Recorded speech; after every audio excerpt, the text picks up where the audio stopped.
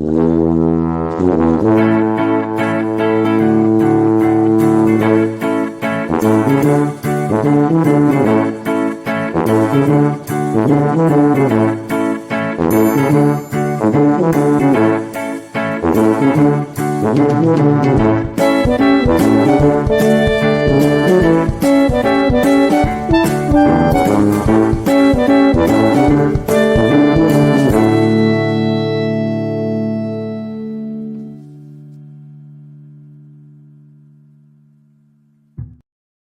making conversation. Do you reckon there's lyrics to that? Do you know, I think we should make some. In fact, actually, do you know what?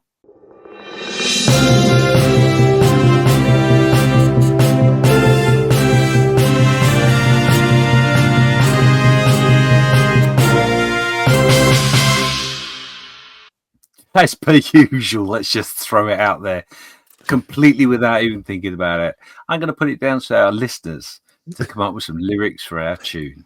Okay. You've got till the end of the month, to the end of November, to forward us some suggestions for the lyrics. And there'll be an enormous cash prize. No. We will what we will actually do is we will. No, we won't. I know you're going to say we're going to sing it, and we're not going to sing it. No. Me and you are not going to sing it. I know our voices well enough to know that's not a good idea. However, the Just Making Conversation Choir will happily sing it for us. If you didn't see that video clip, check it out online. Anyway, let's move on. Yeah, I saw that. I didn't understand what was going on. A lot of people singing. Yeah, I didn't know either. That's why I recorded it. I thought it was quite amusing, and it was. But there you go. So yes, it is Tuesday. So it is after the big weekend at Telford, which we are suitably relaxed from now, recovering slowly. I don't think fully relaxed is the right word. How did you get on this weekend? Right. So I'm completely exhausted. What is it? Tuesday night. So all last week I was preparing, getting stuff ready. Well, longer than that, but all last week I was using all the space I had at my disposal to get everything ready. So I had to make sure I had the right amount of tablecloths. I had to make sure that I had the right amount of banners. We had a show on the Friday to attend as well beforehand. So to make sure that was sorted. And then we still had stuff to put up on Saturday at Telford. And I had to get the buckets ready for the M4H stand. I had to get all the zeros, make sure they were ready. I'm going to be turning up, and that there's lots to do. There's lots of cogs to turn and levers to pull and ducks to get in a row and cats to herd. And it had people turning up who needed wristbands or didn't need wristbands or got wristbands from somewhere else. I didn't know where the wristbands were. They weren't at the desk where they usually are. They were in the gatehouse.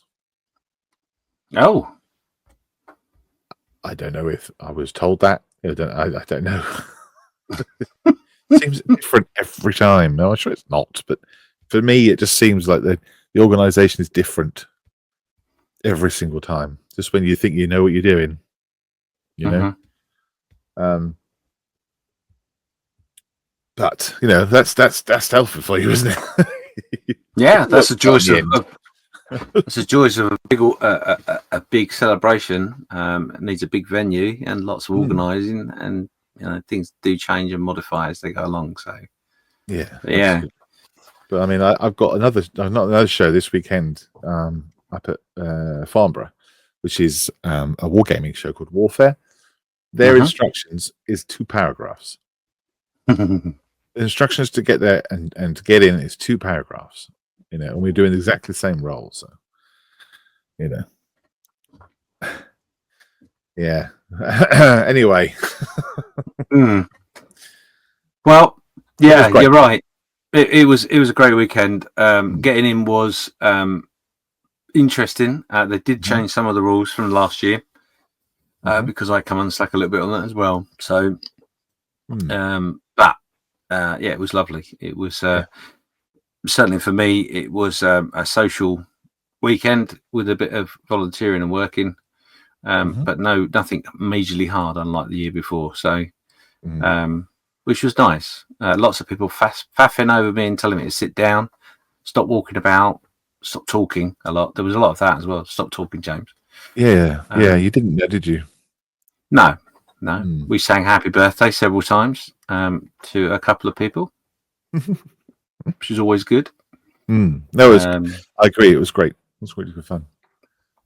Tiring. Yeah, it was, and busy.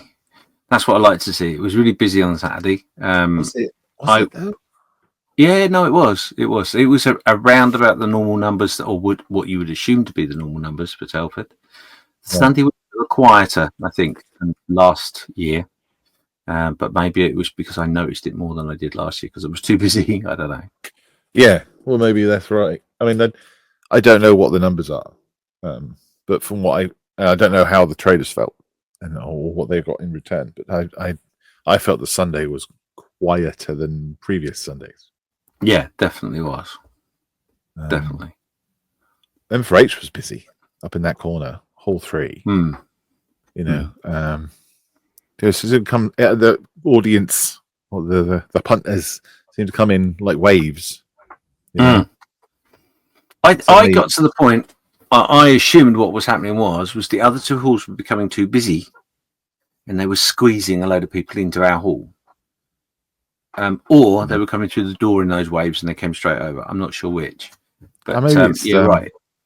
I think a crowd attracts a crowd, doesn't it? You know, so once you get a couple of people there, people go, "Oh, what they're looking at," and then they go over there as well, and they go want to know what's happening, and then the more people turn up, and then they want to know what's happening. So yeah, I think that's why we had groups of people in and out. Certainly, I was talking to somebody all the time, or talking to 2 people or 3 people at the same time. Oh, can I just get you, Malcolm? I've just literally been pulled away from that conversation to have this conversation, and now I'm getting asked to have another conversation on top of the third one. And of course, I was ever so annoying by keep saying to you, "Come on, you got to go for a walk. Get out from behind that stand." If you hadn't, I wouldn't have gone. You wouldn't have got out. No, I wouldn't have got out. I wouldn't. No, I wouldn't have done. That was the only time I got out. Was to leave the building. To get in the building was the only time I'd left it. So yeah, you're right. And what did we see when we went out? Well, we obviously, as we promised, we had our golden nuts. Just so happens. Do you want to reiterate what golden nuts is? Because I imagine that's why know what that is. That's why I decided that I would use a prop to explain. So when I say golden nuts, I mean exactly that. Golden nuts. So I'm holding up 2 walnuts that are painted gold. Why walnuts, I hear you cry? Is it just because you're sad and silly? Oh, there you go. I heard them. The reason it's walnuts is because obviously we did our group build, which was for a walnut themed group build. And I was asked very politely by other podcasters as to whether we were going to be doing something where we could show our appreciation like they do, and they use coins because they're sensible. But I thought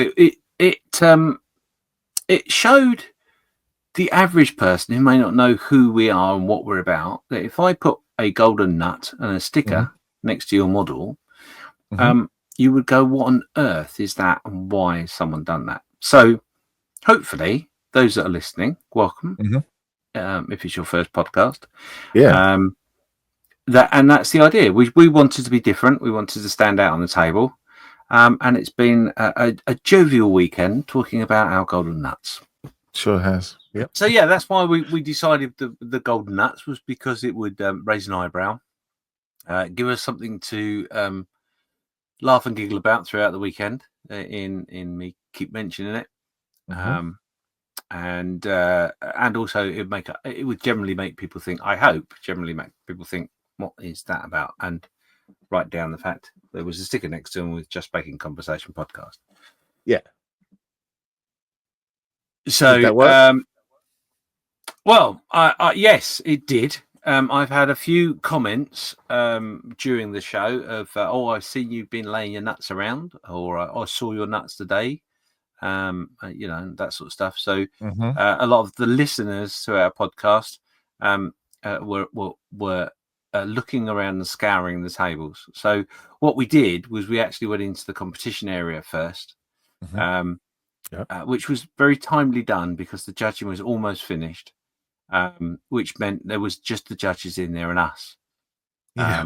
And I think to be honest, the quote of the day comes from one of the I won't use his name. I'm just going to call him a yellow top. So one of the people that were involved in the organisation of the show. Actually, Malcolm prodded me and said, "You better ask permission."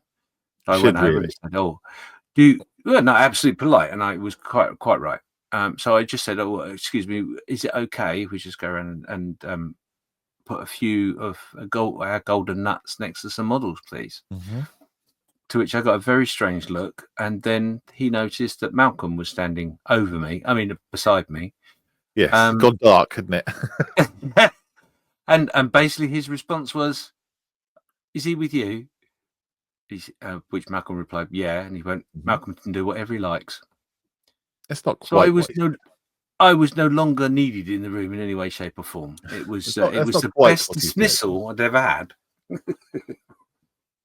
It's not quite what he said. Not quite, Not but quite. that's what I But heard. yeah. He said, "Go ahead, do what you want, do whatever you want." So he did. So we did. Mm. So we walked around and had a look at some models. I wouldn't say we were mean. We didn't put that many out. I have got some No. left over, but we were selective for a reason. I Yeah. think. And we didn't have any criteria other than what was going to leap out at you. And we had a little saying: "Is it nut worthy?" That's it. Yeah. And we only had a short amount of time to do this as well. I felt rushed. No, I mean, I felt like I wanted to be back at the stand, so it was, we didn't have very long, so we went round as quick as we could. Well, no, that's not true. No, we we knew that we had No, to make haste, right? basically, we left the stand, and they said, "Oh, how long will you be?" And I said, "Oh, 20 minutes." To which you said, "We'll probably be a little bit longer than that." But we were aiming to be back as reasonable as we could after we'd done what we needed to do. But what we didn't want to do, if you don't mind me saying, is we didn't want to throw my nuts around on all the models. We wanted to pick particular things out for particular reasons. You didn't want to nut on everything. No, it would spoil the nutness. Yeah. So we just looked for stuff that stood out, right? Yeah, And we had an indeed. interesting conversation, and the conversations that we had between each other when we both agreed on something was when a nut would appear. I think That's correct. So we had to be in unanimous decision to nut on it together. Yes, wasn't it? Yes, definitely. So what's this first one? If you're watching on YouTube, obviously you can see a picture there, and if you're not, we're going to describe what you were looking at. And all these pictures are in the Telford Nut album on the Facebook page, if you are interested. Mm-hmm. So the first one, we chose this one because we were talking about metalwork and weathering and all that sort of thing. And this one definitely jumped out at us as a nut-worthy type. So this is it's got a scratch-built canopy. It is in the aircraft class 13. So that's 171 up to 148 scale jet ASD. And the description of the model says it's covered in aluminium foil, scratch-built canopy, seats, and wheel bay. So we were talking about the shininess of natural metal finish, weren't we? We were, yeah. We were talking about the reflectiveness and whether it actually looked like metal or whether it didn't look like metal. And there were some in this area that didn't quite fit the bill. It didn't convince us to a point. I mean, they look nice. Don't get me wrong. Let's clarify before we go any further. All the models in the competition were phenomenal, and we're not giving critique, it was all about what appealed to us and the reasons for it appealing to us. So yeah, we looked at several metal finished airplanes. Some were really very shiny. Some were very shiny with a few panels here and there, slightly subtly dulled or whatever effect was put on them. But this one specifically jumped out to me because it looks like how it should. It seems to be quite heavily weathered in a way. But the fact that someone has gone to the time and tried to put tin foil on it rather than paint it, you can't argue it's not metal, because it is metal. They've put metal on it. There you go. The believable materials is what we were talking about. Whether That's right. We were convinced that it was the material that it's painted as, but obviously it's not been painted. It's been foiled, but it was also weathered and foiled, and shiny, which I really liked. I absolutely loved the look of it, which I think worked better on this aircraft than it did on others. I mean, I don't know if it's meant to look like that or not, but it really stood out to me. So this is the 2-seater Starfighter, isn't it? And if it is your model and you are listening, then get in touch and say hello, because obviously we don't know who these are, do we?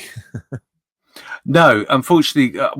Fortunately for the competition, your names aren't on the slip, so we don't know the names. But as I said, the album is on the Facebook page, and if you want to go and claim your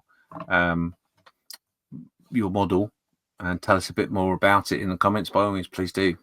Yeah, we'd love to know and to have a longer conversation about them, wouldn't we? Yeah, absolutely. So the next one was a winner, and this was for in fact, he was a multiple winner. He got several couple of trophies and a gold as well for this. Yeah, well, it's best in show too. It was indeed. Yeah, that's true. Yeah, sorry, I forgot that. And I've got a couple of pictures because it is quite a big beast. Actually, I think it was 1/32 off the top of my head. But it was a large model.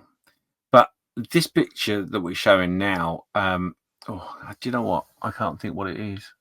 This is a Vickers Vimy H15085. I think I'm reading that correctly. So it's a biplane. Basically, you've got two engines, and you've got a person sat in the nose with his machine gun in front of the pilot, and it's a big beast, really big beast. But the thing that we both remarked upon, in fact, I think the picture I had it on there would probably be the best one, was that the weathering, wasn't it? Again, it was weathering that sort of drew our eye to this. Do you want to explain what that is? Yeah, so I just imagine myself building this. Okay, I imagine myself building this as an expensive kit, spending lots of time on all the intricate details and all the rigging and making sure everything looks right and is perfect, knowing that I was going to put it into competition for Telford, and then having the massive balls to not weather it symmetrically. That was astounding to me, that you wouldn't put the exhaust stains, for example, all the way across on both sides. Because I would have just done that's it. There's your exhaust stains. But this one, it had distinctly different exhaust stains on both sides. Now I don't know whether that's down to research, whether that's down to maybe his airbrush ran out there, but no, we know that that is some good confidence there. You know, and the whole thing, as a model anyway, is lovely. But those two dirt marks on top was did it for me. Yeah. I mean, I was looking at it and thinking oil stains. One of the engines has obviously got an oil leak because it's quite heavily weathered, whereas the other one's, it's not subtle. You can, it's quite visible, but it only takes up the front part of the top wing, whereas the other one is like a great big fat lump of It's almost like I'm going to make it sound really bad now, but it's almost like someone has dropped some paint on that wing and gone, oh, God damn it. And then made it look better. They haven't, honestly. They've obviously gone, that was what they wanted to do. But yeah, it's quite phenomenal to have that that amount of confidence in what you're doing and the story you're trying to tell. And also for me, that was one of the big things for me was it was telling a story. You know, it needs to stop to be maintained or something because it clearly needed. So it was running with some issues, and with all models, I was talking, funny enough, to Rob. I believe it's Rob from Elan 13, and we were talking about competition. Robert Lane. Yeah, sorry, Robert. Yeah, Robert Lane. We were talking about competitions and what appeals to us. And I've never really thought about it that much, but for me, I like the dioramas, and one of the main reasons I like the dioramas is because it tells a story and there's a back theme to it, and maybe several layers of themes to it. But you can achieve that on a single piece as well. And it was only in that conversation, really, actually, that it's the first time I actually put those two things together and gone, thinking about it, all models that I like have got a theme to them, i.e. there is a story. It might be very subtle and very short, or it might be very long, depending on what the subject matter is. But yeah, that definitely tells a story and appeals greatly to me. Yeah, it's lovely. It's not just a representation of a pretty aircraft. It's a pretty aircraft that's been scratch built entirely, but it's also got that little story about the dodgy engine or the oil splat or whatever. Yeah, and there's a lot of the side of the main fuselage that's open as well, with all detail inside. It's just phenomenal work. Yeah. So you got a nut. That one. So on to our next model. Now this one, there is a theme running here, isn't there? This model is a Model T, I believe. I can't remember the size of it. Bear with me a second. Let me just see if I can find out. No, I can't. It's 35th scale. That one is. Must be. Was it 35th? Must be. Ah, there we go. It's because I zoomed in too much. So this is a Model T 1911, which I believe is an ICM kit, 135th. It's a touring US passenger car, is what it says. Really? But this one bronze, and this actually is a derelict vehicle, just abandoned and looking worn and unloved, but just so amazingly done. It again tells a story, but it's quite subtle, isn't it? Yes, it is. Yeah, so we're talking about the Model T, aren't we? So yeah, it's very subtle in its weathering in some areas and very harsh in others, but really quite amazing, I thought. Yeah, yeah. It was. It's like somebody had grabbed it out of the where it was and plonked it right down on this black box. Yeah, I love it. I don't know why. It's not colourful. It's all very similar hues of colour, which I guess something would be, wouldn't it, if it's left outside? The colour would be drained out of it, mostly. Yeah. And yeah, I just agreed. I agreed that you wanted a nut on it, so I'll let you. Yeah, it's very good. There's some very subtle elements in there. So one of the wheels is on a box. The tire's missing, but the inner part is underneath the car or thereabouts. There's if we have a look at the seating, you can see the seating's got plants growing out of it and all sorts of stuff like that. A bit of wood's been thrown in there. Some of the what would have been, I guess, the canopy. What's left of it is hanging off it and all that sort of thing. So and one side rusted through, which is quite cleverly done. Yeah, but the one thing that I don't know if they meant to do it, but it sort of popped into my head as I was looking at it. So the base is obviously like a little bit of grass, but it's very dry and almost scorched, if you like. However, the edges of the ground are black, so it almost implies as if there's been a fire at some point. Well, also it's like a vignette. You know what a vignette is? Yeah. So when you take a photograph and you have that kind of darker outside or lighter but darker edges, that kind of reminds me of a vignette, and it draws your focus into the center. Having that black around it, I think it does. It's very subtle and very clever, I thought. Yeah, I don't think it's anything to do with being burnt. I don't think. Okay, my imagination. He'll contact us and go, yeah, it's definitely. He will. He will indeed. So now this one, the next one that I put on was a bit controversial. Why is that? So again, I'm not going to name names because that would be incredibly unfair and unprofessional. But this caused a bit of controversy over the judges as they were judging it. Oh, okay. And now I can't repeat the conversation because that would effectively be eavesdropping on something that I shouldn't have been eavesdropping in and being rude. So I won't repeat it. But I was quite intrigued. I was quite intrigued in the conversation they were having. So basically, they were discussing. Let me explain what it is, because those that aren't watching on YouTube won't know, will they? So this is a tanker of some description. I would guess it's a German or maybe Italian type vehicle, which has been abandoned for a long time. Someone's been fiddling with the engine, obviously given up. There's bits of rag on the side and all sorts, but very, very well rusted vehicle.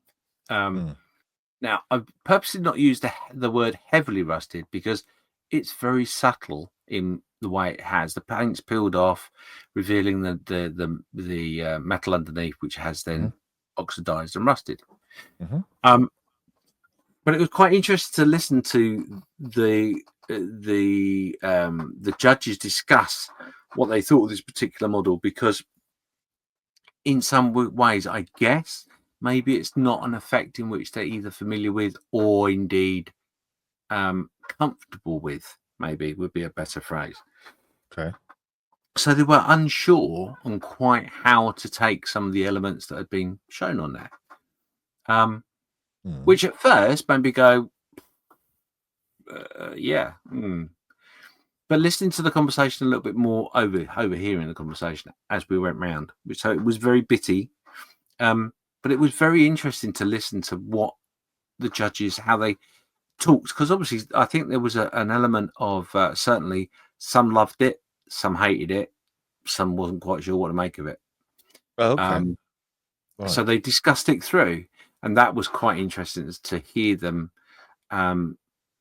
sort of backwards and forwards, and the one that was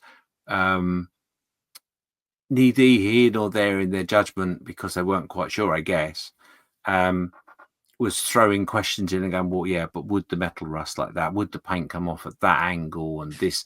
And it was thoroughly taken apart by the judges in their viewing of it, which was a little insight you don't get to see. Come on in. Well, yeah, I guess they have to hash it out between them, don't they? Yeah, absolutely. Absolutely, but there's no doubt in my mind what it's showing. There's no doubt in my mind that it's showing rust. It's showing paint falling off. It was painted previously, you know. And yeah, I thought it was great. I thought it was bang on for me, anyway. Yeah, I did as well. And I think one of the things in which was interesting for me was the groundwork again. It showed the rust as well. It showed that it'd come off. It showed that the paint had peeled off and fallen onto the ground and then rusted, or maybe a layer of metal had even fallen onto the ground and rusted. Yeah. The bit of rag and stuff on the side and hanging, just made me giggle. Just looked brilliant. It wasn't a negative thing. It was really a positive. It just made it look Well, it says in the entry card, and I don't know how much they're allowed to read. Well, it's there as the information that the person provides. Yeah, so they says it's an abandoned tanker from Malaya in 1949, and they, I assume that the judges would have read that. So, No, and it tells you how they did it as well. So they didn't have to put down that information, do you? No, you don't have to. You can when you do the card. So just to clarify, this is actually a Bedford. So it's a British vehicle, Bedford OLB, long wheelbase. You can put as much information as you like to assist the judges in understanding what it is you're trying to get across. So you can put the techniques that you've used. You'll depending on the class that you're in, you may have to list, whether bits have been added to a kit, or whether it's a resin kit, or whether it's scratch built, or those sort of things. They're all really helpful because if you build an item that you can buy as a kit, but you scratch build most of it, if you don't explain that, they might not get it, might not see that effort you've made. It is more about the representation and what it's the subject matter is telling you, as we've referred to earlier, and to whether it's realistic and as our own criteria, as whether it was believable. But yeah, you can put. I mean, I've seen people enter into this competition with almost a photo album of the stages with everything explained completely all the way through. Yeah. Whether the judges read it all or not, I don't know. But it's there. If there's something that needs to be checked, it's there. You generally, if you're building a kit, you generally will put the instructions underneath as well. So there's you can see that it's from that kit. Oh, out of the box, you mean? Yeah. So some of the categories, like I say, some of them are literally you're not allowed to have maybe might not allow photo etch or resin parts or stuff like that. So you have to show that this is the kit, and then the judges are, I guess, quite good at knowing what's in a kit and what's not. So. But yeah, there is a bit of a rusty theme going on here, I must admit. But it's what we like. Looks so believable. Yeah, that's what we like. That's it. Well, we're judging it on what we liked. Was it noteworthy? Yes, it was. Oh, yes, it was. So I'm going to let you talk about this one, Malcolm. The next one. Well, remember the conversation we had at the time. I did, yes. I made a choice that I thought this was noteworthy, and Malcolm agreed with me, but couldn't comment any further. Yes, this isn't actually true. What I thought was true isn't true. So this isn't somebody's that I know of. Oh, is it not? No, it's not. So originally, when we saw this one, this is like 3 Romans with big red flowing capes. I saw that there in the competition. I was very nice, but I carried on because I know that I thought I knew the painter. But you said that you wanted to put a nut on it, so I said, "Well, go for it then." But I didn't want to do it because I knew the guy, so I didn't want to just nut on all my friends. God. And just to clarify, I'm not sure these are Roman. I think you'll find they are Spartans. All right. Well, they've got shields and spears, and they've got sandals on. So, that's the limit of my historical knowledge. You got another picture of them? Just that one? No, I only took the one, I think. Okay.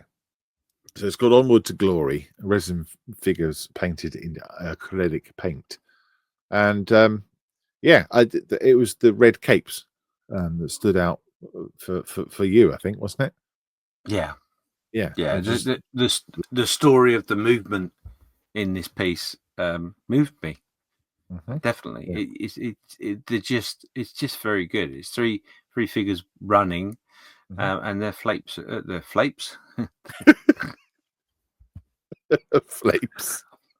The material behind them was very truly being caught by the wind. And it's very well Capes done. are flowing. Is that what you were going to say? Flowing That capes. was what I was trying to say. Yes, Flapping flipping figures. flapping capes. But yeah, it was just very good. And also the other thing as well, I seem to remember now. I might be wrong on this, and I'd love if the person does let himself know who the actual builder was. Or her. I'd love to know if, or her indeed. I'd love to know if I'm wrong or right. But the base looks very slaty in its the way it's painted, etc. Yeah. And initially, I actually thought it was bits of slate that had been glued together and put down, which I'm sure it's not. I'm sure it has been painted, but it just looks so real to me. I just thought, wow, it's just amazing. So yeah, well done. Yeah, I liked it. Those red capes are brilliant, fantastic, really good. I say an awful lot. What's next? Oh, there we go. Back to our theme again. So this next item is this is the same guy. You know that, right? As the tanker. No, as the the Ford. Oh right, okay, yes, okay. I believe. So this is the same as the T Model T. Well, it's not. It's completely different, but it's by the same person. I didn't know that. No. Oh no, sorry, no, I'm completely wrong. Oh gosh, it's well rehearsed and researched, isn't it? The Model T. Sorry, the model. No, the Model T and the Bedford tanker was built by the same person. This is right. That makes sense. Somebody else. My apologies. Right. So what we're looking at the moment is a piece called Down and Out, push thing, and this is a Porsche tractor that's embedded in a swamp terrain, and it's just obviously abandoned because they couldn't get it out. But what I really liked about this is super heavily rusted, but it's obviously had parts taken off it. They've salvaged bits and pieces, or bits have been stolen, whatever. But it's clearly been there for a long time. But it just looks really believable. And I don't know the kit that well, but I'm guessing there's some scratch building going on in there as well. What I liked about it is that it looks like it had been rusted right down to the core of this tractor. Yeah, there's no tractor left. Essentially, it's just a pile of bits of tractor. Yeah, and well, you certainly got the. When the tractor's been in the swamp for that long, it's going to be just removed. It's going to be destroyed. And I really like that. It wasn't just rusted on the outside; it rusted three-dimensionally. What brought my eye to that comment you just made was on the right hand side of it. Its fender has been removed, and they've chipped away at the floor panel, etc. To give you that layered rust effect that you get when metal rusts and falls apart. Obviously, the element missing is not there either. So that makes it so much more believable because there's that sort of deterioration in the body itself. It just, I thought it was quite remarkable. I've got to be honest. Yeah, without that seat, that kind of bucket seat and that steering wheel, you wouldn't know what vehicle that was anymore, would you? No, it would be one of those things you look at, similar like a desert. When you see some of the things left in the desert from the Second World War, etc. You look at it and think, "Oh, is that what I think it is?" And you sort of there's elements or curves to a body shape that you are familiar with that make you believe it to be a certain type of vehicle. It's not quite that bad, but it's not far off. So yeah, very very good deterioration. Very good. It says there's a scratch-billed blackbird on the tree. We didn't quite catch that in the photograph. No, we didn't, did we? Shame. No. I blame the photographer. Yeah. Idiot. Okay, so next was, now this one was something that I think we both reacted immediately to when we saw it. didn't we? Yeah, immediate unanimous decision. Yeah. It was the only time that I did wonder whether Malcolm would be dipping in my pockets to pull my nuts out to pop on the table. I didn't touch them. You're the one that put more out. No, I think you felt a bit inhibited about it because obviously I was walking around with them in my pouch in front of me. But anyway, I had nowhere properly to put them, really. No, that's right, and that's the only reason I was carrying them. It wasn't for any other bonus that I might get if you reached in it. Anyway, let's move on very quickly. So this is a 156, I think it was, wasn't it? Hang on. Let me fixed Sherman. It was an air fixture, quite right. So yeah, so 176 air fixed Sherman. I guess. Yeah. Now, but what it is, it's displayed in a quite a large base, but it's a water scene, and it's the DD Sherman. So it is the one with the skirt up, chugging along towards the beach. Yes. I've yes. I've not seen that before, so that I thought was just really, really cleverly done, and the framework as well was quite. Again, I don't know if it's accurate. Is it called a skirt? Is that what they called it? Yeah. Oh, okay. Okay. I thought the skirt was the thing that kind of hangs down over the wheels.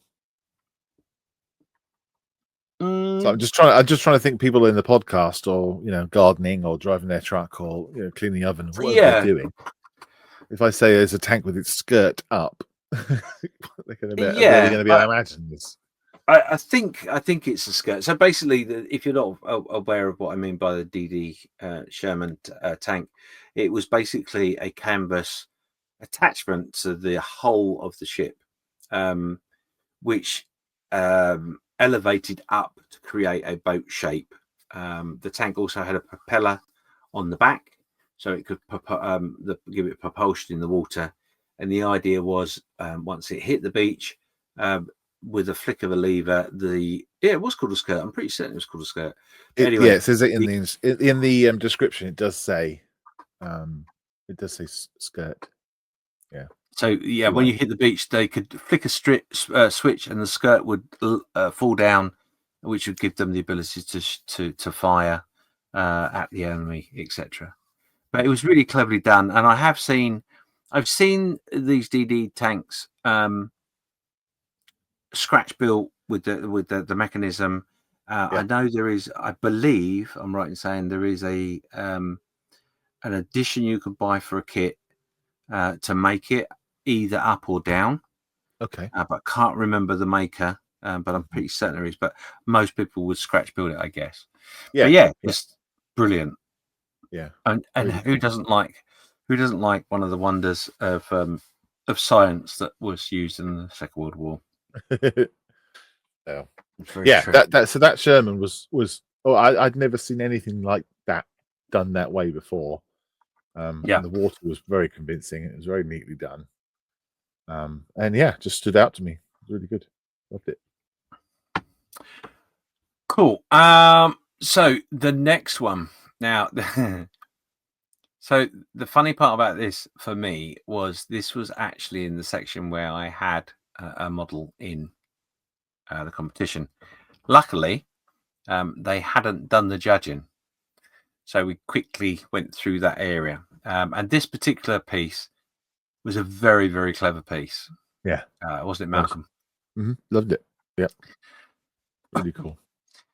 So what it was, it's basically what they would term as a shadow box. So it's a picture frame with a model inside, and you've got two figures at a lathe with lighting. So you've got some lights hanging from the ceiling, and obviously the factory wall, if you like. But the factory wall goes off at quite a steep angle away from the left-hand side of the frame to almost probably about 80%, about 75% of the square footage of that frame, if you like. So quite a way over. Or does it? the line for it is about, but above the lady on the left's head. That's where the cut line is for the mirror. Mm.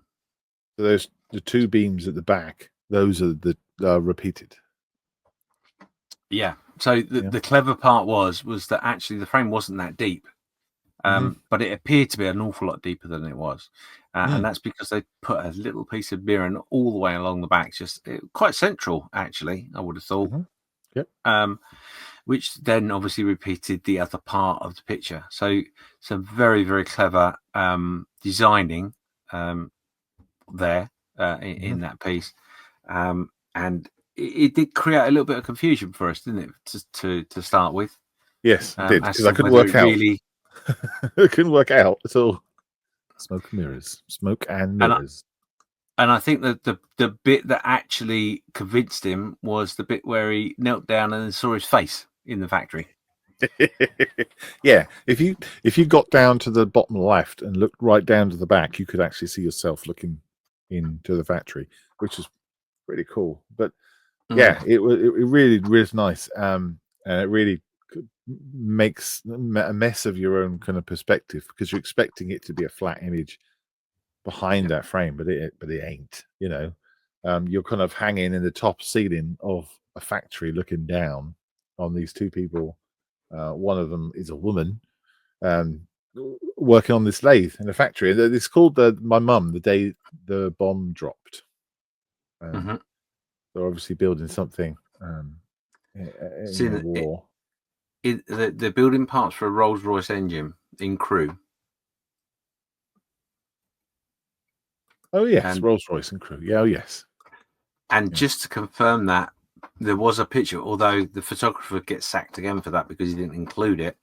But there is actually a picture of the said factory and a bit of an explanation of the story on top as well. Okay, all right. Which is a great addition. One thing I would say, would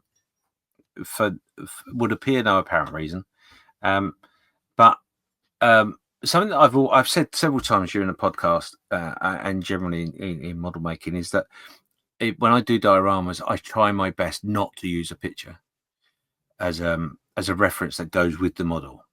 The reason being is you get to that point where people are going, well, I can see it's a reference picture, but is it meant to be a reference, or is it meant to be a copy of that image, if you like? And you're not talking about this diorama specifically, though, are you?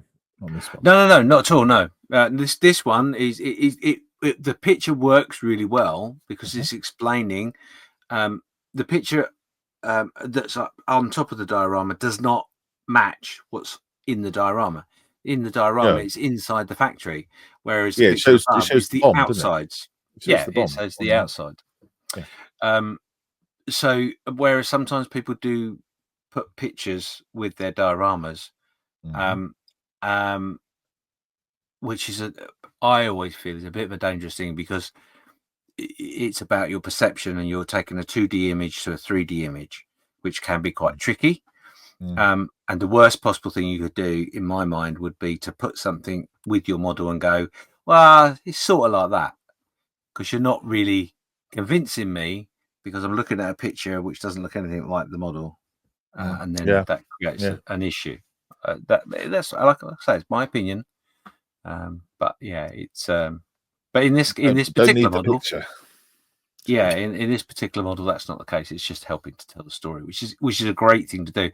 And actually, interestingly enough, not something I've seen in any other model show.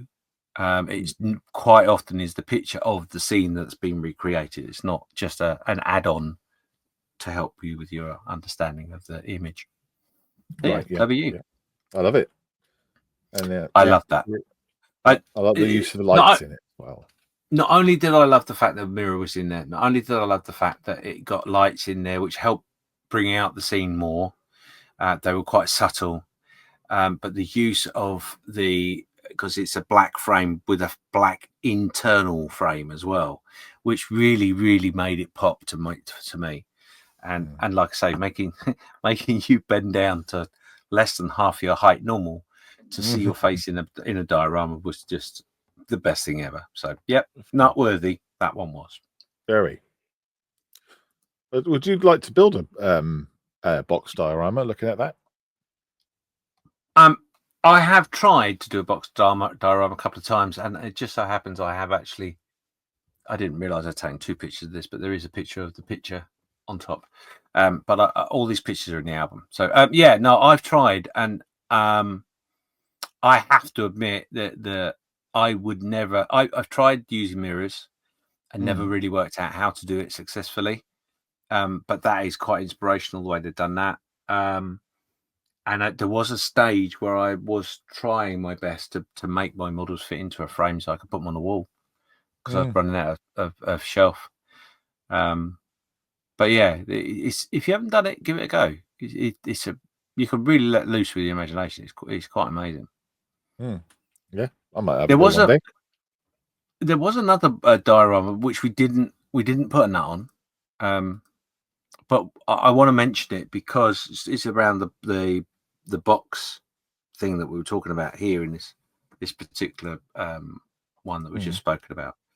But it was a jungle scene, and it was some American troops walking through the swampy swamps in the Middle East. Middle East? No, is that right?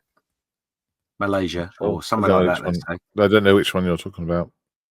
And there was a couple of Japanese soldiers in the back, but it was really, really dark, and you couldn't really see the work that the person had put into it. Do you remember the one where I said to you, "Oh, that's phenomenal, the detail inside, but it's so dark you can't see it." Do you remember? I don't. No. Was it mean dark as in the lighting in the room was dark, or? Yeah. So so if you remember when I did my church scene many moons ago, we discussed between us about the fact that on my bench it looked adequate. It looked like it would do everything I wanted to do. And you said to me, take it out in the garden and see if it makes any difference. Yeah. Which I did, because I had the stained glass windows behind at the back of the scene, and I put an image of a sunset, and I'd done some lighting and thought it would all pop and look very surreal. But it didn't. It was dull and didn't work quite how I wanted. Don't get me wrong, it probably worked in my favor, if I'm honest. But the one thing, the reason I mention it is because the person, if you got right down deep and looked into the frame, because it was quite deep, it was probably about maybe 8 inches deep, the frame was, or the box was. As you looked in, there was a tree off to the left-hand side that was, the foliage was right near the front, and it was very believable that the trunk had vines growing up it. It looked really good. The figures looked pretty good. The water looked okay. And then just in the distance, you could see this Japanese soldier obviously running out of the jungle, going to attack these people. But all the way through the scene are all lots of tree trunks and vines and foliage and all sorts of stuff. Looked really, really good. But because the light in the room it was in couldn't penetrate the box, all it lit up was the first 5 or 6 centimeters. Right. So you'd lost everything behind in the shadow. And looking at it, I thought to myself, I'm guessing, I might be wrong, but I'm guessing the person's looked at it on the bench and it's looking great because you're either looking into the scene or you're building the scene and putting it in the frame later.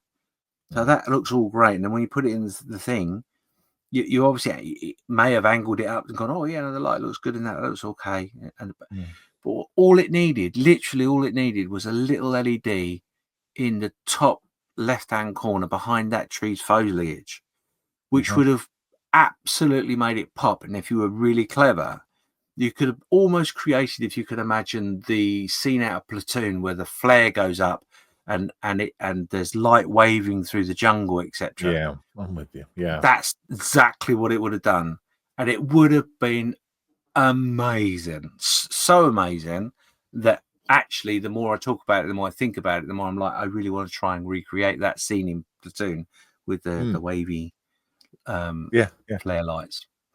But and that's really difficult if you ever enter in a model into a competition. to try and understand the light that might be in that room is incredibly difficult because it does vary everywhere you go. Even to the point where I remember speaking to one of the judges, and he was saying that some people who'd come over from Greece were quite upset they didn't win any awards, and it basically comes down to the light. The light in the shows that they've put these models in Greece is obviously a lot brighter than a November overcast day in England. Yeah. Well, the lighting was fine in there. It was great. For a competition, no questions about it. No problem at all about it. But, no, what they put it this year was actually, if you haven't been for a couple of years, it would have been where the kit swap normally is. So they've got a whole wall that's a window, so it's got pure natural light coming in. So yeah, I think it's better than the mezzanine without a doubt. But yeah. So what was the next one, Malcolm? This shadow box, just to go back to it, the shadow box had lights in it itself, didn't it? You know? Yes, the one we put the nut on, yes, it did. And that, again, like I say, it helped quite dramatically. Now, bearing in mind, these were both on the same table, so both the same distance away from the light source, which obviously the big window. Yeah. But because they got those small light LEDs in there, just giving a little bit more light, and also remember the light would have reflected off the mirror as well, so it would have created even more light within the box. It makes a big difference, big difference. And like I say, it's such a shame. But yeah. Anyway, our next one. I'll let you, because I talked ages. I'll let you talk about the next one. Oh yes. So hello. You all right? You may have. We may have the builder's name on this one. So on Facebook, it has in the comments. What I did is I put the album up and said, if you know whose models these are, please put the name in the comments. And a Ron Johnson has put his name in there. So I can only assume that this may be the builder. Yes, I think he's sent us a message as well on Facebook too. There we go. Yeah, so let's describe it. It's a clock, 2 clocks, little tiny clocks, built on bottle caps, and they're both at 5 o'clock, 5 p.m. Oh, I don't know if it's 5 p.m. or 5 a.m., but it's 5 o'clock, and I looked at it. I was like, "What's that doing in the competition? Little tiny clocks. What's that about?" And then I read the description. The description is that they have a competition in their club, and the theme was bottle top, and so the model had to put a diorama or whatever you wanted to on the actual bottle top.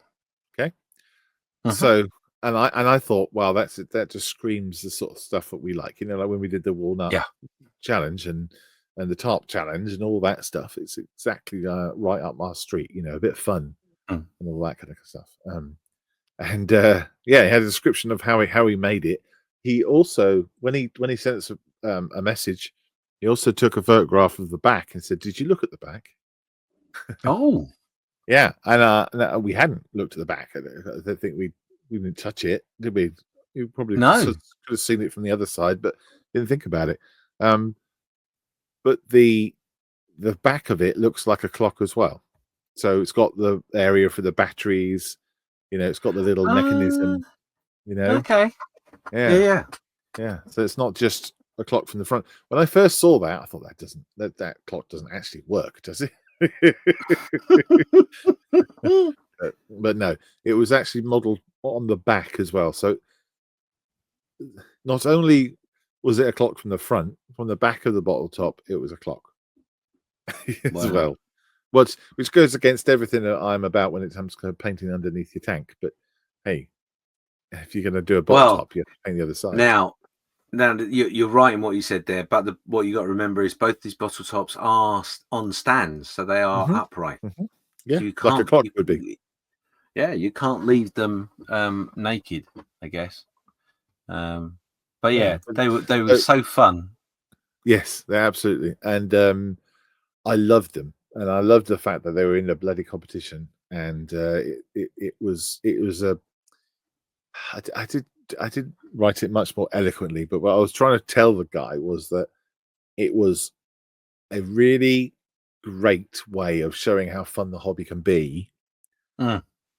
Just two little tiny clocks made out of bolt tops, and it would have been so fun to make, so fun to do, and to display that I really got it, and I wanted to make sure you understood that we get it, we love it. Yeah. So. Yeah, it's one of those little things. I mean, I don't know how much time it would have taken him, but I'm guessing it wouldn't. It certainly would have been a lot less than building a kit. Sure. It complicated, yes, and he's printed some stuff and all sorts like that. But Yeah. It's just a real good clean of the whistle, so to speak, to try something just zany, something weird, something you wouldn't normally do. Yeah. And that's just another great example of it. So Yeah. yeah, that was definitely it's in the class 76. Yeah, no, 79, class 79. Oh, any model not specified in any other class, including other materials: SK, SSD, ASC, VS. Yeah, there you go. So yeah, it's the odd section, if you like. But Lovely. yeah, it was really good, and yeah, it gave us pause for thought, didn't it, for future challenges, maybe. We're not going to steal the idea, are we? No, we're not going to steal the idea, but it certainly. I think. I mean, I don't know, because I've not said this to you, obviously. So this is a bit off the cuff, but I think at the time it made me feel, and I think I understood it made you feel, that that's the bit we really love, and maybe we feel a little disappointed that we haven't done it this year. So it sort of reignited that. Yeah, we got to find a crazy idea for next year, sort of thing. Well, we don't Although have to I do not have a list of things, do we? Well, no, because comes naturally, doesn't it? Yeah, absolutely. Yeah. So yeah, there was a couple of pictures of that one because I wanted to get in there and properly. It's the size of a walnut, literally. The walnut is as big as the clock. Yeah. So thanks for that. Now, I'm going to show this one because I thought it was zany. We didn't nut this one, but I loved it. So this one is it's a universal carrier from World War II that has been modified for further use after the war, and it's basically got grass cutting machinery added to it, a roller on the back to get your nice lines, and obviously the main part of the back where the on top of where the engine and all that sits is the space for the grass cuttings, which I thought was quite ingenious. Yeah. What was fun about this is we just had a conversation about how you shouldn't really put your vehicle mounted straight on the base. Yeah, that's it. Yeah, remember? And we had a chat about a couple of dioramas that had done that and then hadn't done that, and the difference between them. And then this was there, and it completely threw in the face everything I just said, because it is perfectly straight on the base. Now, of course, if you're cutting lines in a lawn, you want straight lines, so it makes sense that it be straight. But yeah, I loved the different type links of flock in this one. Yes. Yeah. It was. It's just, I just love it. I think it's just so unusual, and if I'm honest, one of the things that popped into my head at the time when I looked at it was, I'm aware of military vehicles being used for lots of different things after the Second World War and for some period of time, and things you wouldn't necessarily expect them to be used for. So obviously, trucks were quite often used for construction, which is quite logical. But there's quite a lot of other things that were used for construction that you wouldn't think would fit, and the universal carrier was one of them. Not for cutting lawns, but for other things within the construction industry. And I only know that because my father told me some stories and bits and pieces. But I love that. I just thought Well, that it was is a quite. it is a universal carrier and has been used universally. It has been used universally. Yes, Mm. indeed. Okay. Right. So this one, I'm going to let you describe this one, Malcolm. Right. So this one is a oh god, what is it? It's a hermit crab, right?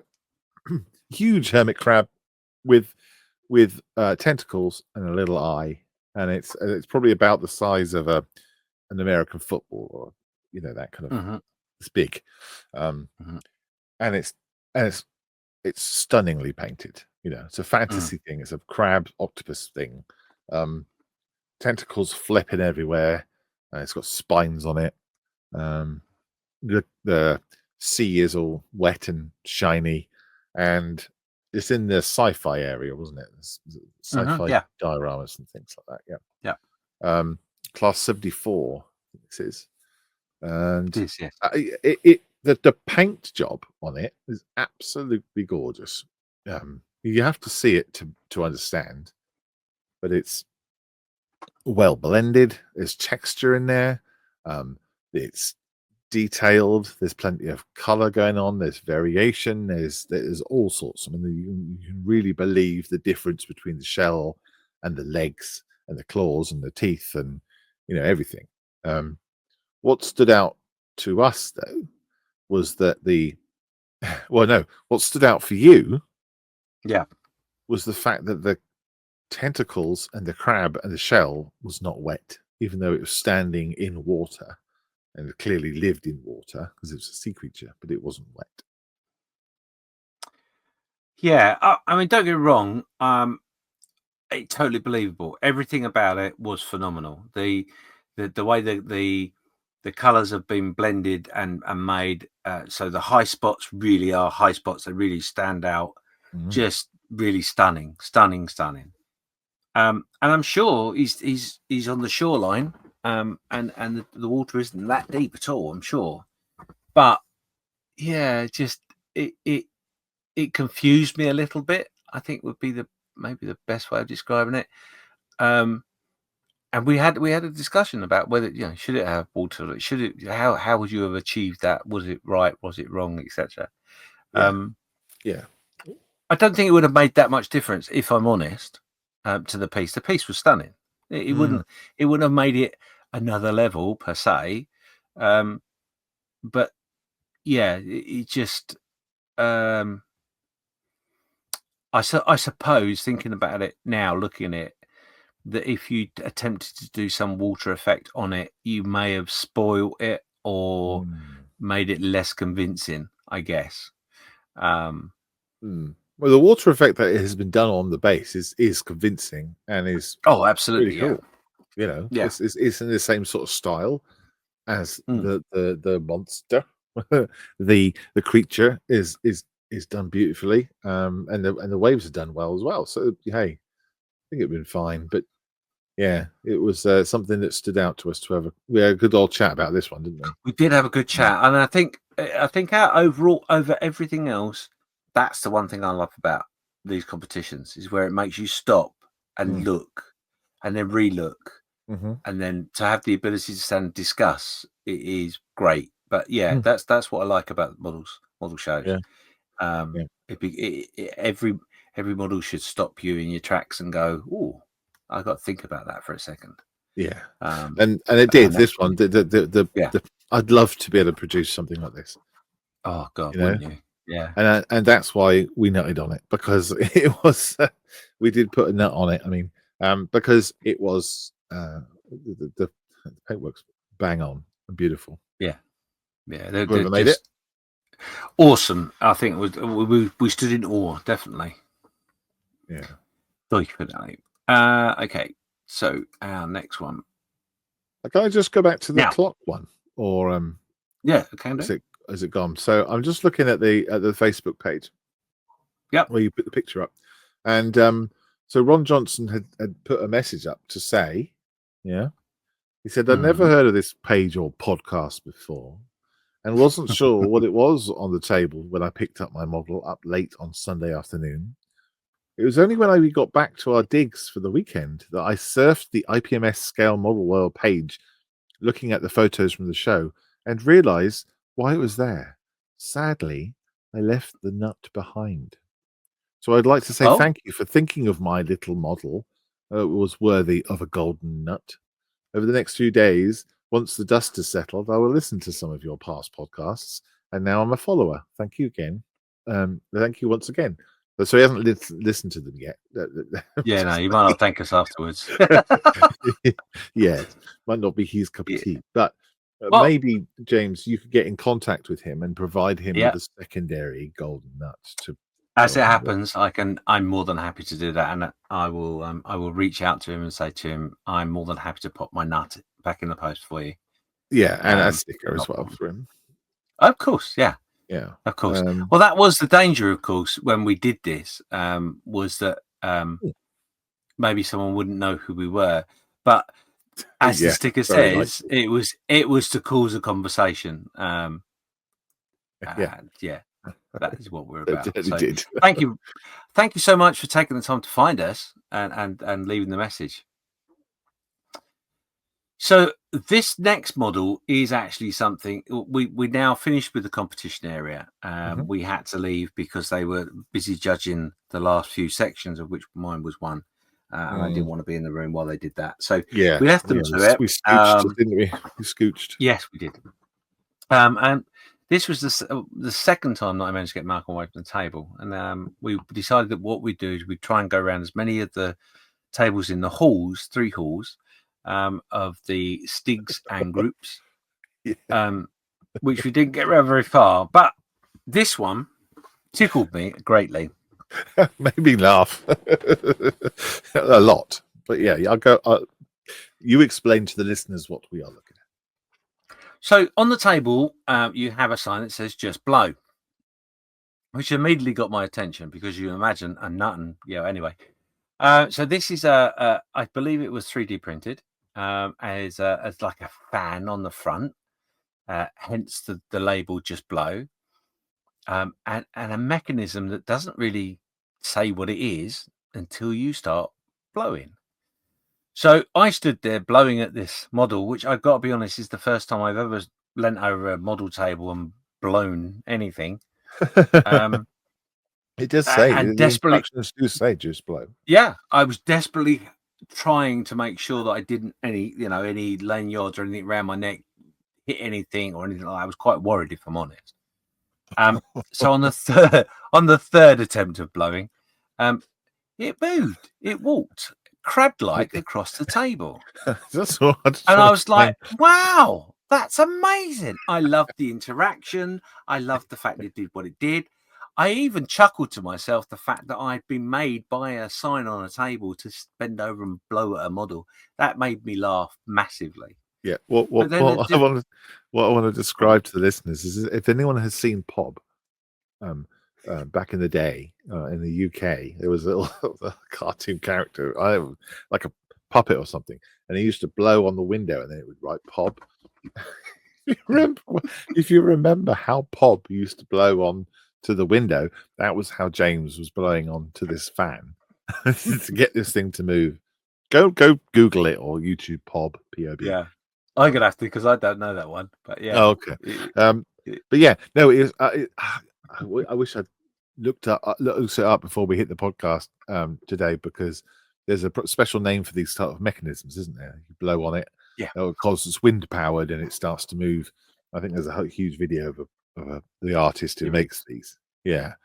But yeah, I thought it was great that they had put the interaction and the ability for you to play with it on their table as part of their display. That was great. Mm. And what was even better was as we were standing there chuckling and talking about it with one of the guys behind the table, a young man come up and stood beside me and was looking at it in slight awe, I Yeah. think. And I said, "Oh, I might be in your way. Do you want to give it a go?" And he went, "Oh, can I?" I was like, "Yeah, of course you can." So I stood back and that was everything. At that moment was everything I wanted to see from that show that weekend. Was Nice. the youth interacting with the hobby. Can't think of a better way of doing it other than, I mean, obviously you've got your make and creates that we'll talk about in a bit. Just brilliant, absolutely brilliant. And the smile on his face as well. That was the bit that I thought was remarkable.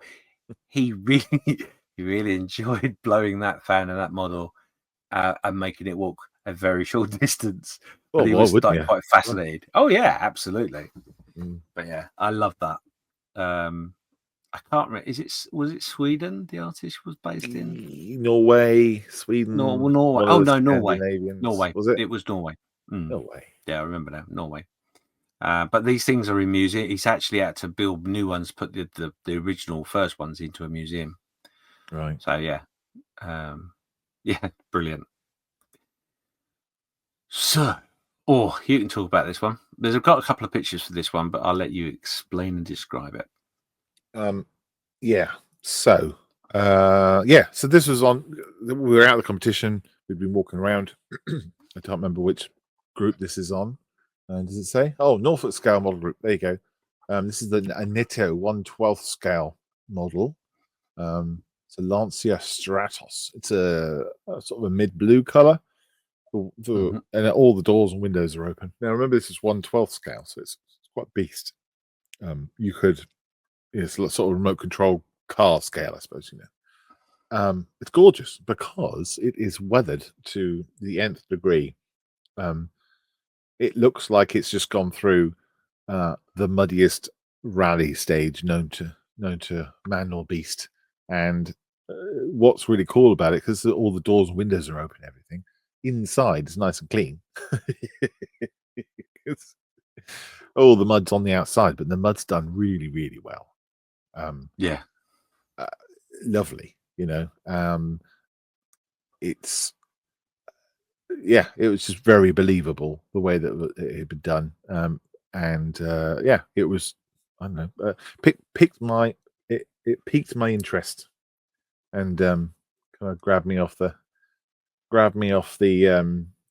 concourse to go and have a look at it. Yeah. Well, but what did you think about it? it was very clever, very, very clever. I mean, it's obviously one of the Lombard rally vehicles. If you're into your rally, the mud was caked all in the right places in an appropriate manner. The interior even had little maps in the door as well as seat and other bits and pieces. So a bit not just mud, but other stuff that you might have seen or had around for those bits of the rally, toolboxes and all that. And they were just basically getting ready for the next stage. No time to clean it, no time to worry about it. Quite dusty as well as muddy as well, which is you quite forget, because you would have got in those sort of rallies, you've got it going through water, so that's where the mud gets picked up, and then it's obviously as it goes through the stage, it dries, but then all the dust is onto the vehicle, which then dries the moisture on the vehicle. So very, very clever. And lots of little tiny details that sort of popped out at me, which made me go, oh yeah, that's just lush. I mean, even one of the things that really I thought was really quite amazing, very difficult, I should imagine, to do as well, on the windscreen itself, where the wipers have gone across the windscreen, you've got the build up of mud up the areas you'd expect them to be built up, and then the rest of the screen being muddy, but it's had water on it, so it's cleared to a point. A little bit of smearing as well, where got some mud underneath the wiper exit. Just everything about it just looked that much detail was put into it. And I know the guy was really happy to. I don't think it was the modeler, was it? It wasn't the person that made it that we spoke to. He was out looking at something or other. But he said that, oh yeah, no, this guy had taken ages over doing this. Right passion. So yeah, it's a beautiful, beautiful model, definitely. Yeah, absolutely. There's little drain covers and stuff like that, and its base, funnily enough, isn't a rally, is it? So it's obviously it's finished a stage, and it's next to a curb, lots of grass in the curb and a guttering of the road, etc. So it's obviously at that point just after a stage, getting ready for the next stage. Stunning. So yeah, should have been in the clever. competition. Should have, yeah, definitely. Well, glad it wasn't because we saw it. Oh yeah. Okay, so the next one. Is a subject matter that I'm somewhat into at the moment. I have been for some time. So this is the rear section of a horse glider in 1/35th from Bronco, I seem to remember. Which in itself, when you look at it as a kit, you think to yourself, ugh, not really. Is it worth doing that? But this particular model is done incredibly well because there are lots of figures all over the place on it, and it's on a little turntable. So as it moves around the scene, you can catch up with what's going on.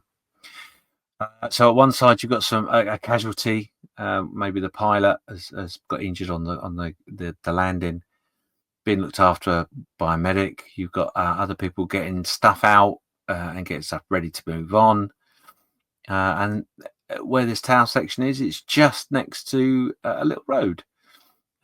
So they've got a jeep there and some other figures, etc. And there's just so much going. There's lots crammed into this scene, lots and lots. I mean, it's 12, 14 figures, something like that, I think, off the top of my head. It just went on and on and on as you look at the thing. It's just beautifully done.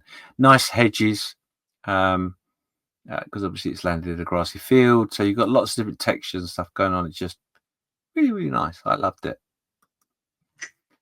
Bear with me a second.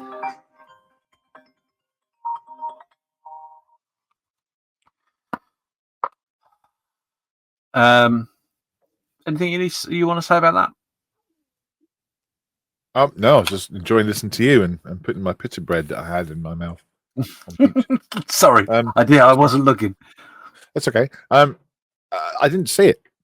I think this was one you said, "Oh, I'm gonna put nut on this." Ah, yes, right. Said, yeah, okay. I didn't really get to look at it, but it's British Airborne, isn't it? Yeah, it's this, and they piled out of this back of this glider, and yeah, it's a lot of going on, but it was interesting. It was interesting because your one that we haven't talked about yet was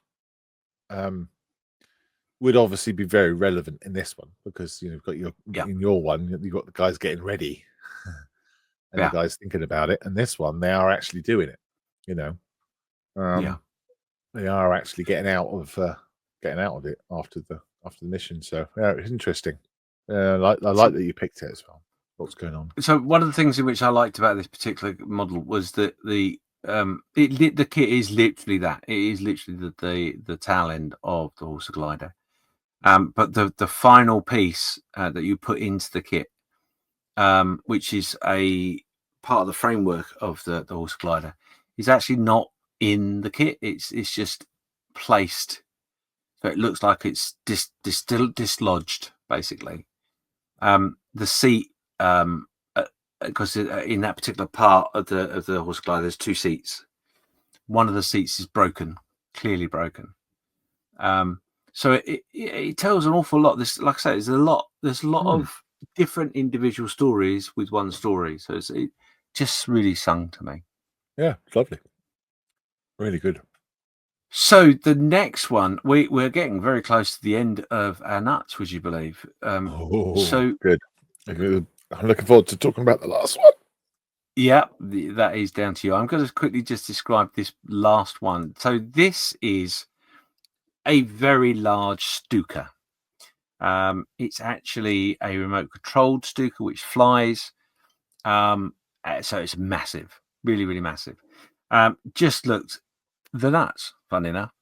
And I couldn't help but put a nut on there. But one thing in which we did say that we would do is we would give out our nuts, but we would also have what we would call the Grand Nut Award. Yeah. And before we gave the Grand Nut Award, Malcolm wanted to clarify why it was called the Grand Nut. So when I got the walnuts, I sized them, put in sizes, and there was one abnormally large and one very poor small one. So this particular nut I put on the Stuka was the smallest nut I had painted. And there's a reason for that. And what was that reason, Malcolm? I don't know. I don't know. I can't remember. I know that the So glad we nut didn't script this. No. So the grand nut, where was the grand nut allocated in relation to this one? Next to. There we go. That's why I did it. It was because I wanted to differentiate the size difference between the nuts. So that brings us on to the grand nut, which you're going to talk about right now. Oh, yes. So the LMA, the Large Model Association, had a table up at Top Hall 3, and they had a nice little display of 3 aircraft. And the reason they only had 3 aircraft on their entire table was because they're absolutely massive. They're quarter scale. What the one on the end was a triplane, okay, with LO written on the side, and you could see this thing from the other side of the room, right? Absolutely huge. But when you go up close, it was beautiful. You know, it was really well weathered, really well made, really well painted. It was quite accurate, you know, in terms of all the rivets and everything on there. And they had a video of it, of their model association day, you know, and it had a guy flying it, and it looked beautiful. I just felt that it deserves something, because there's also a pretty cool story about it as well. So this particular remote control airplane. Before you say that, let's just make sure that the listeners understand that we'd made the decision that this was going to get the Grand Nut Award. Yeah. It wasn't until we presented it, the backstory came out. Oh, yeah, that's right. Yes, that's right. Once we talked to the guy. In fact, no, but I had decided in my head which one was going to get the Grand Nut. You had decided in your head which one the Grand Nut was.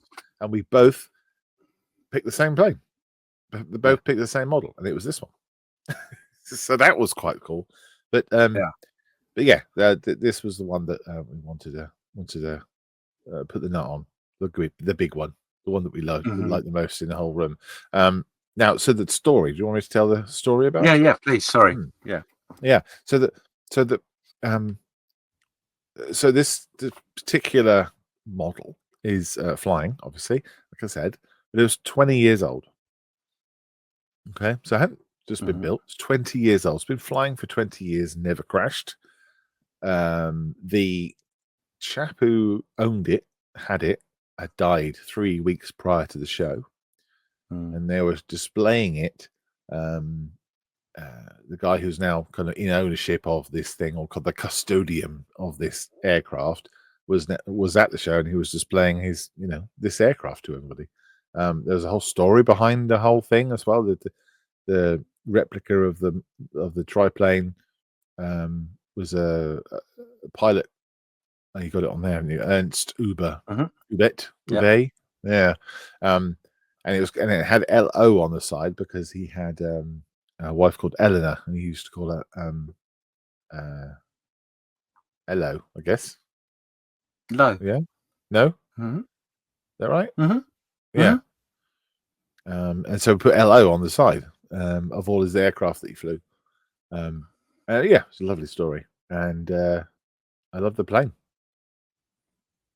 Yeah, it was. It's not something that's usual for Telford to have. So that stood out straight away.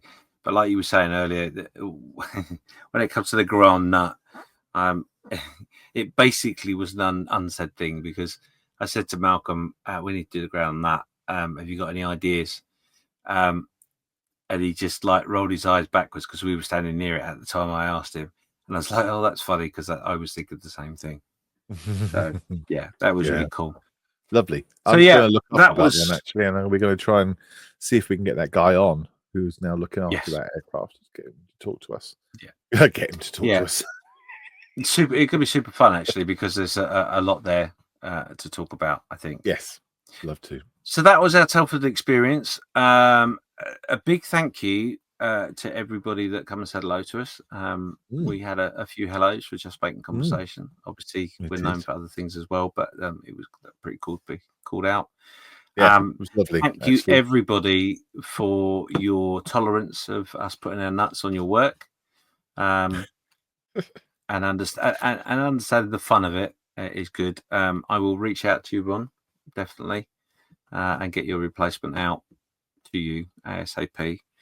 But yeah, so that is Telford. There you go. We won't mention. No, we won't mention that. No need to. Okay. I'm going to mention it anyway. You got gold. You got gold for your diorama.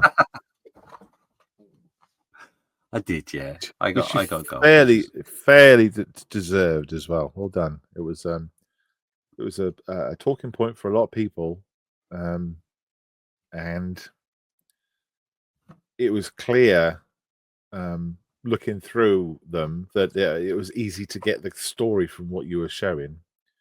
Yeah. Some of them you had to really kind of go, oh, what are they trying to say here? What are they trying to say? But yours was bang on and very clear what it was going on, and it was very poignant, especially the time of year, of course. Yeah, of course. If you haven't seen it, it's if you haven't seen it, where you been? It's a diorama on a circular base. Yeah, diorama on a circular base with grass, and the back area of this base is in monochrome or black and white color, but some slight color in there. And the foreground is a chap with the 101st Airborne patch on. Is that an American guy? And he's sat on his bench with a bag and a walking stick, and kind of sitting there, kind of contemplating the scene behind him, which is obviously in his thoughts, in his mind. Yeah, and it works really well. Absolutely beautiful. And it was so stunning. The time of year we do it is Remembrance Sunday, which is always observed incredibly well at Scale Model World.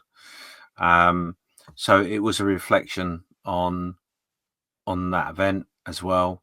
The one thing that at first worried me a little bit with the figure at the front was that the facial features weren't very good on the print.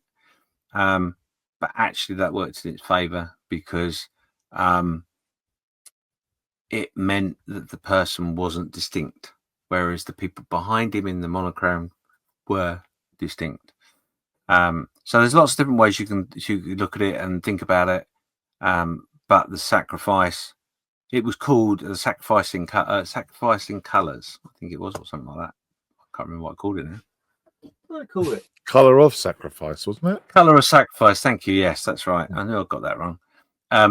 And which was a reflection of the colors used, so the monochrome and the color, but also the fact that sometimes while we remember those we've lost, whether it be through conflict or age, the survivors still are sometimes lost too. So yeah, quite deep and meaningful, but yeah, it won a gold, and I'm very grateful for that.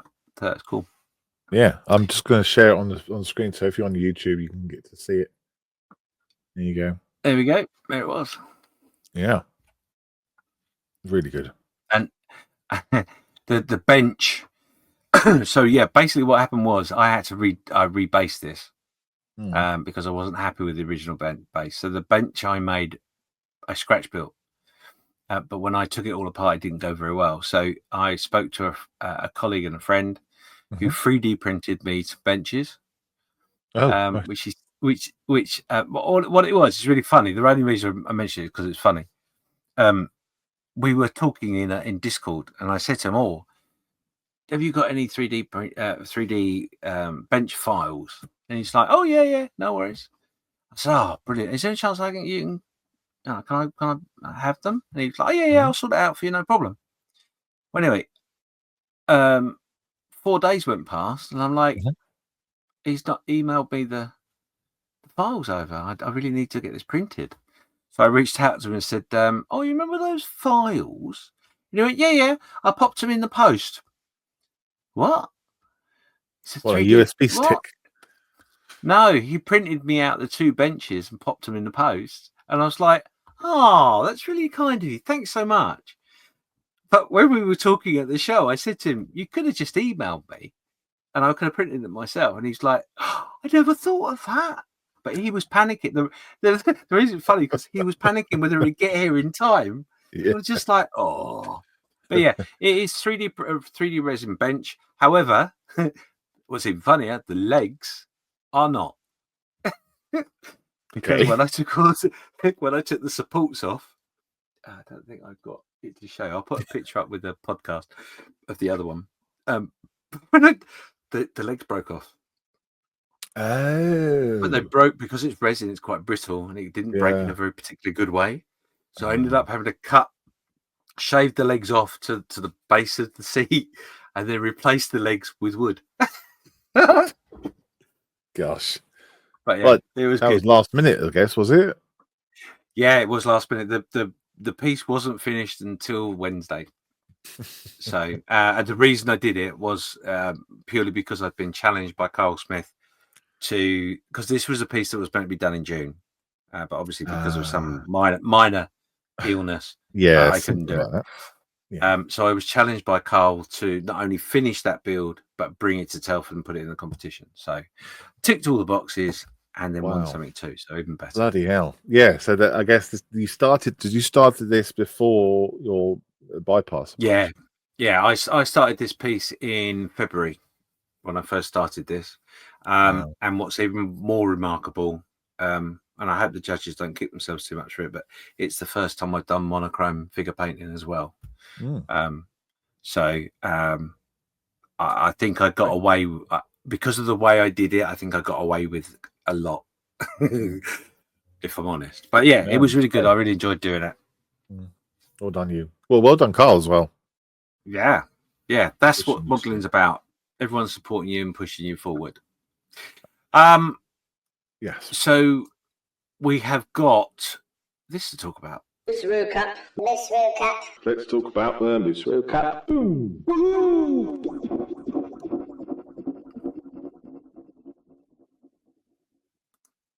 Yes, we do. I haven't done anything. Sorry. Okay. Well, that was the Misery Cup update. Thank you very much for tuning in. Oh gosh, I remember we used to do that. The last one was like, oh, we have to do a Mooser update. There's nothing to do. Oh, okay. No, I haven't. I was meant to buy some styrene from the last show, was Go Model World, and I forgot. So I don't have any of the right styrene. I have some resin I have purchased, so that's good. It's right here. So that's another step. It took a while to come through them in the post, actually. There we go. Got myself some resin for. Oops, it's not the microphone. Sorry about that. Got some resin. I've got the submarine in a Lego box, which I think I probably had previously. I'll show you that. There you go. There she is. How Submarine long in is a that? what? How long is that? How long is what? Your brick harbour that you've got it in? Do you want to know in studs or in size? In size. It's okay, what size is? That's less than 10 inches. Hang on. It's 22 centimeters. Which is less than 10 inches. I'm going to double check Probably. that. Why? My maths. Because I might have a solution for you. The How many centimeters? So the actual box will the resin will be 19 centimeters from front. Bingo. Front to back. Why? What you got? What's that? Perspex. So this is Perspex. These are the feet for what was a COVID screen. COVID. So if I right. send you, I don't know if that'll work actually. Now I've thought about it a bit more. Well, I'd need 2 pieces that size, and then don't worry, I will buy some. I've got multiple pieces, but they are curved. So that's not going to work, is it? Yeah, don't worry. I will. Thank you. I will source my styrene myself. And then I need to do the river base, and I need to just get on with it. But I haven't had a full day to sit down and properly do it because I need to paint the submarine as well. I need to paint it. I need to sort out the periscopes. I need a proper day to think about what I'm doing and how I'm doing it. And I don't want to rush it. And I haven't had a full chunk of time. Not the microphone again. I haven't had a full chunk of time to be able to do concentrate on it. So I hope in December that I will have taking some time off. Fingers crossed. Yeah. Well, I haven't done anything to mine either. There's Okay. nothing's moved forward whatsoever. So you're not alone. But yeah, we'll try and get it done in December. I'll push you along if I can, where I can. Yeah, absolutely. I'll be fine. I'll get it done. It's just I haven't had the time. Brilliant. Well, Telford was great. We're definitely going to go again. Yeah, accommodation's already booked. Yep. Thanks very much to anyone who popped over and said that some people came over at the M4H stand and said, "Oh, I recognise your voice. You Malcolm?" And I like cover my name badge and go, "No, for me." But yeah, it was great. It was really great fun. Thank you for coming to say hi. You had great fun when someone came over and says, "James here," and you said no, and they went, "Oh, that's good. I wanted to speak to you anyway." Yes, yeah. You'll be happy he's not here. That was cool. We had a good time. It was a wonderful time. Loved it. And roll on next year. So that is us for this episode. Thank you very much for tuning in. We will be back when we're back. Like I said, we hopefully will have someone in for an interview in relation to a large scale models. And there may be something else in up the sleeve as well. But if there's anything else, as soon as you press stop, there will be something else. But yeah, of course, nothing that I can think of off the top of my head. Cool. Anyway, ladies and gentlemen, that's it for this evening, or today, or whenever you watch this. But take care. Bye. Bye.